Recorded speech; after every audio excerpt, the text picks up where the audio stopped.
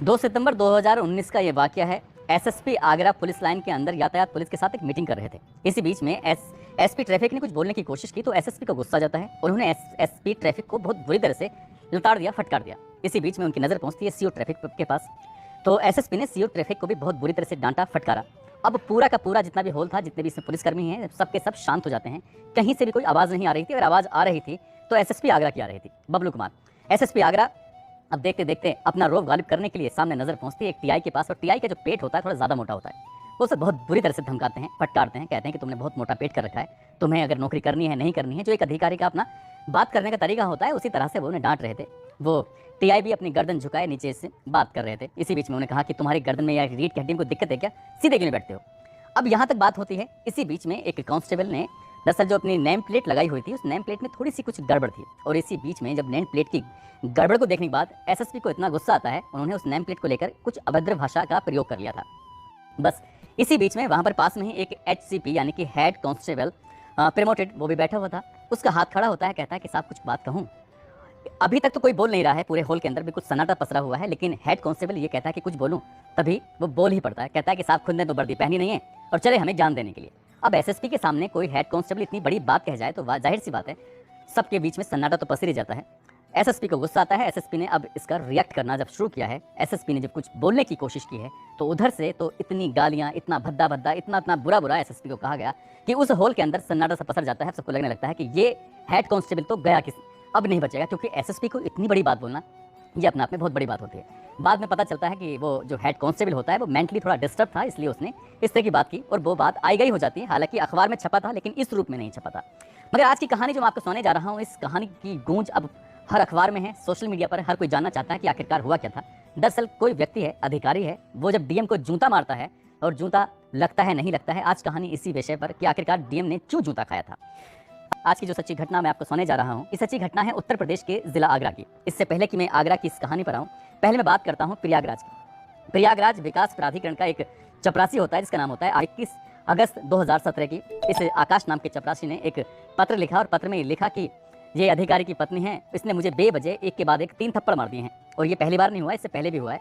अगर ऐसे ही चलता रहा तो मैं अपने परिवार के साथ अपने पूरे परिवार की जीवन लीला समाप्त कर लूंगा, मर जाऊंगा। जब ये बात वो कहता है तो इस बात की गूंज फिर अखबारों के माध्यम से लोगों में फैल जाती है और लोगों के बीच में ये बात पहुंचती है कि अधिकारी हैं तो क्या हुआ, उनकी बीवी क्या किसी गरीब आदमी को, किसी चपरासी को भी इस तरह से पीट सकती है। और ये मामला लगातार हाईलाइट हो रहा था। दरअसल मैं आज जब रिसर्च कर रहा था, रिसर्च करते करते ये चीज़ मेरे सामने आती है। इस अधिकारी यानी कि जिसकी पत्नी थी, वो अधिकारी प्रयागराज विकास प्राधिकरण के उपाध्यक्ष होते हैं। उन पर 2 चार्ज दिए हुए थे, वो उपाध्यक्ष भी थे, साथ ही प्रयागराज के डीएम भी होते हैं। नाम है उनका भानुचंद गोस्वामी, जो कि आईएएस हैं और 2009 बैच के आईएएस ऑफिसर होते हैं। और ये अलग अलग जिलों में जाते हैं, तबादले होते चले जाते हैं और तबादले होने के बाद इनका तबादला होता है 3 सितंबर 2023 को। ये आगरा के डीएम बन जाते हैं। अब जब आगरा के डीएम बन जाते हैं तो आगरा एक बड़ा शहर तो है, जाहिर सी बात है। इसी बीच में यानी कि अब कहानी असली शुरू होती है आगरा की। जब ये डीएम बन के आ जाते हैं तो 9 फरवरी 2024 की सुबह लगभग 10 बजे के आसपास डीएम साहब का जो शिविर कार्यालय होता है वहाँ पर मीटिंग आयोजित की जानी थी। उसकी अध्यक्षता खुद डीएम साहब कर रहे थे। डीएम साहब यानी कि भानुचंद गोस्वामी। यहाँ पर सीडीओ साहब भी मौजूद होती हैं, प्रतिभा सिंह उनका नाम होता है। अलग अलग ब्लॉक के बीडीओ भी आए हुए थे। BDO Sushmita Yadav, BDO Amit Kumar, BDO Neha Singh, BDO Anirudh Singh Chauhan, ADO Shailendra Singh, ADO Pankaj Kumar. Meeting चल रही थी। मीटिंग के बीच में ऐसे ही विकास कार्यों को लेकर कि सरकार ने क्या क्या योजनाएं हैं दी हैं, जनता की जो शिकायतें हैं उनको गंभीरता से लेना चाहिए, इस तरह की जो डीएम आदेश देते हैं। इसी बीच में आदेश देते देते डीएम साहब के मुंह से कुछ ऐसा निकल गया बीडीओ के लिए यानी कि बीडीओ अनिरुद्ध सिंह चौहान के लिए कि किसी ने सुना किसी ने नहीं सुना, लेकिन बीडीओ ने सुन लिया। अब जैसे ही बीडीओ ने सुना तो बीडीओ खड़े होकर, एक तरफ उनका जो चेहरा था तमतमाया हुआ था, बहुत गुस्से में थे और गुस्से में होने के बाद कहते हैं कि डीएम साहब मैं आपसे डरता नहीं हूँ, इस तरह की भाषा मेरे सामने प्रयोग करने की बिल्कुल भी जरूरत नहीं है। जैसे डीएम साहब के कानों तक ये आवाज़ पहुंची कि बीडीओ की इतनी हिम्मत कैसे हुई, आखिरकार मुझसे ऐसा कैसे बोल रहा है। तो एक पेपर वेट जो होता है, पेपर बोर्ड वेट जो होता है वो कभी कभी कांच का भी होता है, कभी लकड़ी का भी होता है। अब वो पता नहीं कांच का था या लकड़ी का था।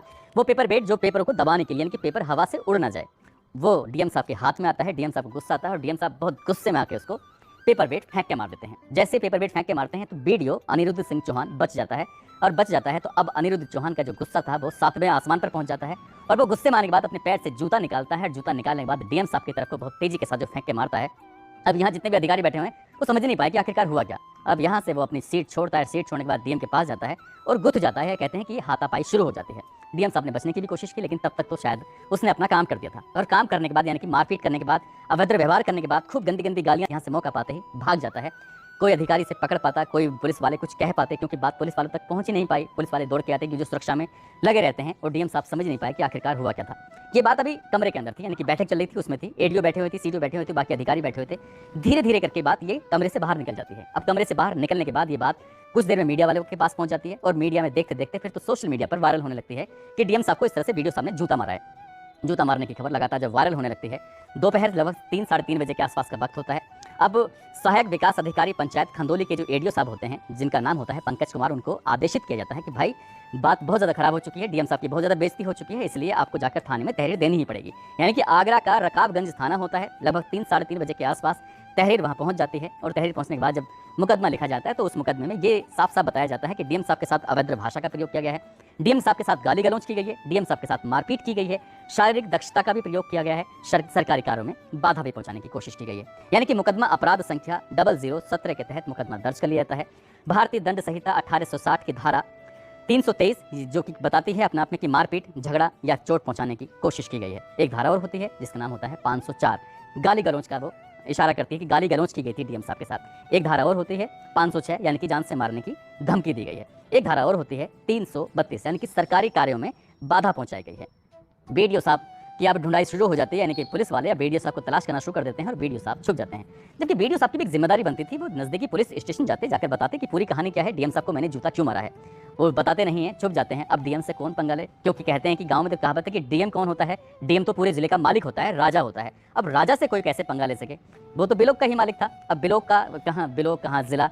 अब बीडीओ साहब ने पंगा तो ले लिया, आगे भविष्य में क्या होगा उन्हें पता नहीं, लेकिन सोशल मीडिया पर उनकी बात भी चल रही है। कुछ लोग तो कह रहे हैं कि भाई इनके मान सम्मान को इतनी ठेस पहुंची कि बीडीओ साहब ने अपने मान सम्मान के हाथों हाथ बदला ले लिया, लेकिन लिया भी किससे, डीएम साहब से। डीएम साहब तो बहुत पावरफुल हैं।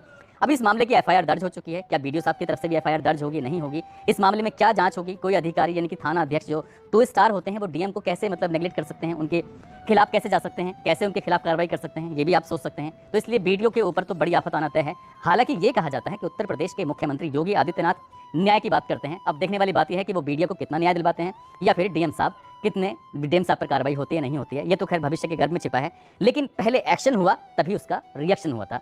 ऐसे ही बताया जाता है कि अधिकारी जो होते हैं, बड़े अधिकारी, छोटों पे तो डेली एक्शन करते रहते हैं, लेकिन रिएक्शन तो बहुत कम बार होता है। और जब जब रिएक्शन होता है तो ऐसे ही अखबारों की सुर्खियां बन जाती हैं, खबरें बन जाती हैं। और आजकल का जमाना सोशल मीडिया का है, तो ऐसी चीज़ें तो सोशल मीडिया पर वायरल हो जाती हैं और लोगों को जानने का हक भी बनता है कि आखिरकार हुआ क्या था। दोस्तों, इस पूरे घटनाक्रम को सुनाने का उद्देश्य किसी को परेशान करना नहीं है, किसी का दिल दुखाना नहीं है, बल्कि आपको जागरूक करना है, आपको सचेत